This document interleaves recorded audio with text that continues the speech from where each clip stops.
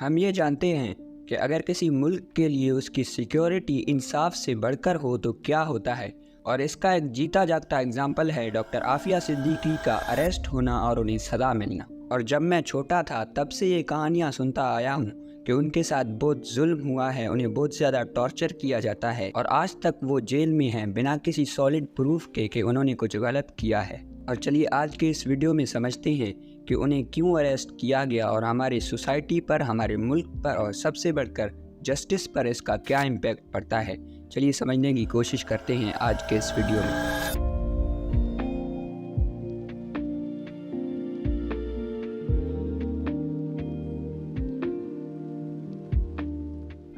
2 मार्च साल 1972 डॉक्टर आफिया सिद्दीकी कराची में पैदा होती हैं। उनके फादर एक ब्रिटिश ट्रेंड डॉक्टर थे और उनकी माँ बहुत ज़्यादा सोशल वर्क करती थी। उन्हें बचपन से ही पढ़ाई लिखाई में काफ़ी ज़्यादा तेज़ माना जाता था और वो शुरू से ही बहुत ज़्यादा रिलीजियस थी।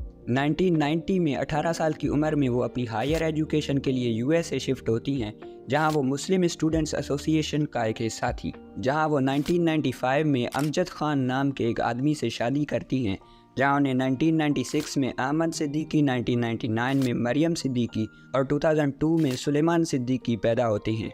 लेकिन 11 सितंबर 2001 को 9/11 अटैक्स होते हैं, जिसकी वजह से पूरे दुनिया में माहौल ख़राब होने लगता है और यूएसए में टेररिज्म के खिलाफ एक जंग शुरू होती है, जिसका साया यूएसए में मौजूद स्कॉलर्स और स्टूडेंट्स पर भी पड़ता है, जिसकी वजह से स्टूडेंट्स पर बहुत ज़्यादा शक किया जाने लगता है और ख़ास तौर पर उन स्टूडेंट्स पर जिनका पॉलिटिकल या थोड़ा बहुत इस्लामिक एक्टिविज़म में हाथ था। और आफिया सिद्दीकी इसी टाइम के अराउंड यूएस अथॉरिटीज़ की नज़र में आती हैं, जहां पर उनकी इस्लामिक एक्टिविटीज़ और चंदा वगैरह देना, डोनेशन करना उन पर शक को और भी बढ़ाने लगता है। और 2001 में अफ़गानिस्तान में यूएस मिलिट्री एक मोज़ाम्बिक नाम के एक आदमी को अरेस्ट करती है और उस पर यह इल्ज़ाम लगाया जाता है कि वो अलकायदा के साथ जुड़ा हुआ था। और इसके बाद 2002 में आफिया सिद्दीकी की अमजद खान से डाइवोर्स हो जाती है, जिसके बाद वो अर्ली 2003 में पाकिस्तान वापस आ जाती हैं और यहाँ से इनकी कहानी शुरू होती है। मार्च 2003 डॉक्टर आफिया सिद्दीकी अपने 3 बच्चों के साथ कराची से गायब हो जाती हैं और किसी को कुछ भी पता नहीं चलता कि वो कहाँ गई हैं।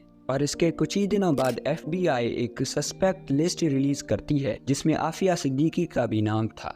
और उनके गायब होने के बाद उनकी फैमिली ने पाकिस्तान गवर्नमेंट से बहुत अपील्स की कि किसी तरह उन्हें वापस लाया जाए। उनका कहना था कि या तो यूएस या फिर पाकिस्तान इंटेलिजेंस एजेंसीज़ ने उन्हें इलीगली किडनैप किया है। उन्होंने बहुत ज़्यादा प्रोटेस्ट किए, बहुत से लोगों को इकट्ठा किया, लेकिन अगले कुछ सालों तक डॉक्टर आफिया सिद्दीकी का कुछ भी नामो निशान तक नहीं मिला।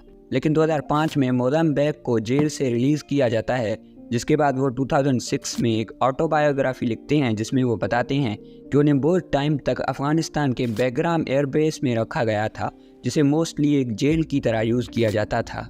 और वो उस ऑटोबायोग्राफी में बताते हैं कि उन्हें जेल के अंदर बहुत दूर से एक औरत के चीखने की आवाज़ें सुनाई देती थी और उनको उस औरत के बारे में कुछ भी पता नहीं था, उसे बहुत ज़्यादा सीक्रेट रखा गया था। और उस औरत को वहाँ पर प्रिजनर 650 करके पुकारा जाता था और दूसरे प्रिजनर्स एक दूसरे को कभी कभी देख सकते थे, लेकिन प्रिजनर 650 को उनसे बहुत ज़्यादा अलग रखा गया था और उसकी बहुत ज़्यादा चीखने की आवाज़ें आती थी और ऐसा लगता था कि उसे बहुत ज़्यादा टॉर्चर किया जा रहा है, और जिसकी वजह से दूसरे कैदी जब भी एक दूसरे से मिलते तो सिर्फ प्रिजनर 650 की बातें ही होती थी। और मोज़ाम्बिक ये भी बताते हैं कि ये औरत पाकिस्तानी थी, क्योंकि उन्होंने जो लोग उसे टॉर्चर कर रहे थे उसे उर्दू में बात करते हुए सुना था।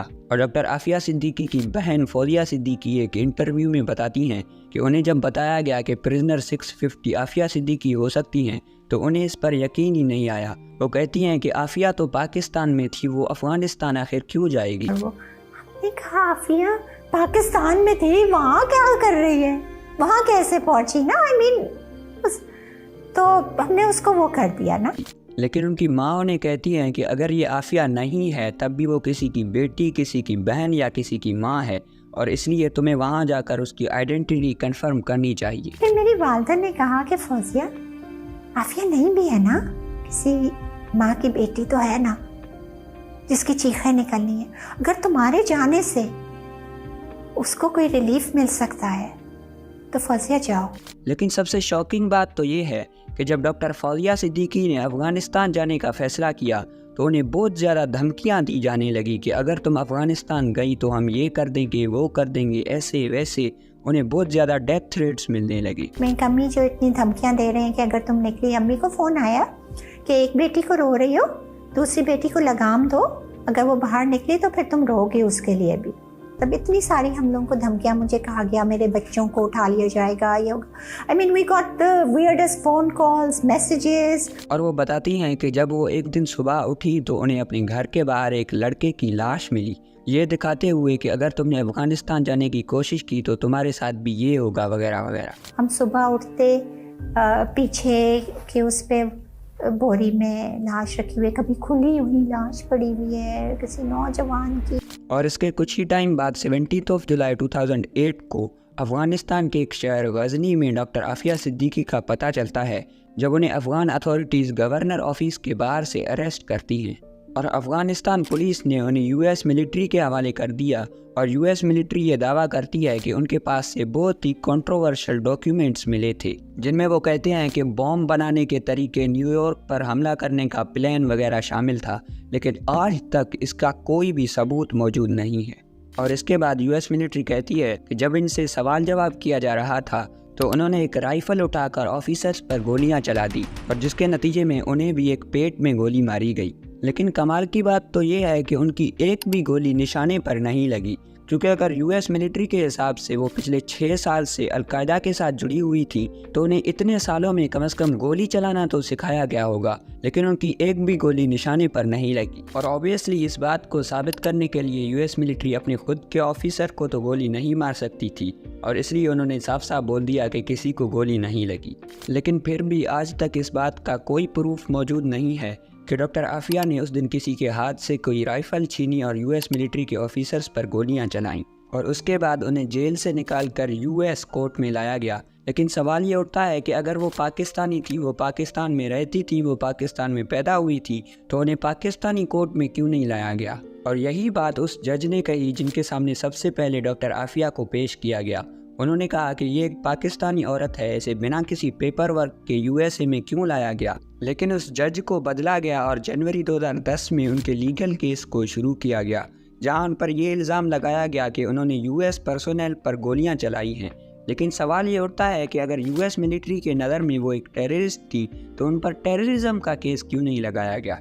ये तो ऐसा लगता है जैसे यूएस मिलिट्री किसी भी तरह उन्हें सिर्फ जेल में देखना चाहती थी। और ऊपर से यूएस मिलिट्री ने कोर्ट के सामने बहुत ही वीक सबूत रखे, जैसे कुछ आई विटनेसेस। उन्होंने कुछ आर्मी ऑफिसर्स को प्रेजेंट किया कि इन्होंने डॉक्टर आफिया को गोलियां चलाते हुए देखा है, लेकिन जुडिशरी की नज़र में अपने आदमियों को आई विटनेस के तौर पर प्रेजेंट करने को बहुत ही वीक माना जाता है। और दूसरी चीज़, यूएस मिलिट्री कहती है कि उस राइफल पर डॉक्टर आफिया सिद्दीकी के फिंगरप्रिंट्स मौजूद हैं, लेकिन उन्होंने कोई फिजिकल सबूत दिखाया नहीं। और ऊपर से अगर फिंगरप्रिंट्स मिले भी हैं तब भी इसे बहुत ही ज़्यादा वीक माना जाता है, क्योंकि हमें यह मालूम नहीं है कि उन्होंने किस तरीके का इस्तेमाल करके इन फिंगरप्रिंट्स को हासिल किया है। लेकिन इस छोटे से अनप्रूवन एविडेंस के बिना पर फरवरी 2010 में उन्हें 86 ईयर्स की सज़ा दी जाती है। लेकिन इस पूरी कहानी में इतने सारे सवाल हैं जिनके जवाब हमें मालूम नहीं हैं। जैसे यूएस मिलिट्री आज के दिन कहती है कि उन्होंने बैकग्राउंड में किसी भी औरत को नहीं रखा था, लेकिन सवाल यह है कि मोज़म्बिक ने वहाँ पर किसकी आवाज़ें सुनी थी?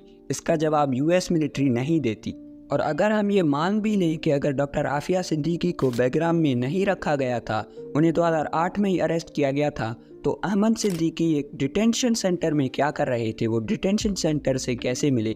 इसका जवाब भी यूएस मिलिट्री नहीं देती। और ऊपर से मरियम सिद्दीकी यूएस मिलिट्री के कस्टडी में कैसे पहुंची? क्योंकि जब डॉक्टर आफिया सिद्दीकी को अरेस्ट किया गया था तब तो उनके साथ उनके तीनों बच्चों में से कोई भी नहीं था, तो मरियम सिद्दीकी यूएस मिलिट्री के कस्टडी में कैसे गई? इसका जवाब भी यूएस मिलिट्री नहीं देती। और ऐसे और भी बहुत सारे सवाल हैं जिनके जवाब हमें नहीं दिए गए, क्योंकि यूएस मिलिट्री ये चाहती ही नहीं कि डॉक्टर आफिया सिद्दीकी जेल से बाहर आए। अगर आपको कोई कन्फ्यूजन है तो आप कमेंट में बता सकते हैं। Thank you.